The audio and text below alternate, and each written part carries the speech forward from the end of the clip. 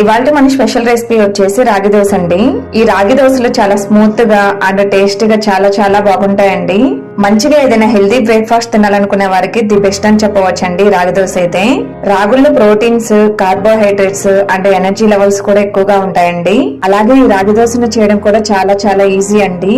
మీరు కూడా ఒకసారి రాగి దోశలను అయితే ట్రై చేసి చూడండి, టేస్ట్ మీకే తెలుస్తుంది. ఒకసారి దీన్ని టేస్ట్ చూసారంటే మళ్ళీ రాగి దోశలను చేసుకుని తింటారండి, అంత బాగుంటాయి. ఈ రాగి దోశలను ప్రిపేర్ చేసుకోవడానికి ముందుగా ఒక గిన్నెను పెట్టేసుకొని అందులోకి 1 కప్పు వరకు రాగులను అయితే వేసుకుంటున్నానండి.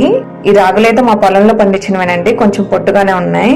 అలాగే 1/2 కప్పు వరకు మినపప్పును కూడా యాడ్ చేసుకోండి. మీరు దీని ప్లేస్ లో పొట్టునమైనా వేసుకోవచ్చండి. ఇందులోకి 1/2 కప్పు వరకు అటుకును కూడా యాడ్ చేసుకోండి. అలాగే 1/2 టేబుల్ స్పూన్ మెంతులను కూడా యాడ్ చేసుకొని వాటర్ పోసేసి మొత్తాన్ని 2-3 టైమ్స్ వాష్ చేసేసుకోండి. 3 టైమ్స్ వాష్ చేసుకున్న తర్వాత ఇందులోకి నార్మల్ వాటర్ ని యాడ్ చేసి ఒకసారి మొత్తాన్ని కలబెట్టేసుకుని మూత పెట్టేసి 4 లేదా 5 గంటల పాటు రాగులు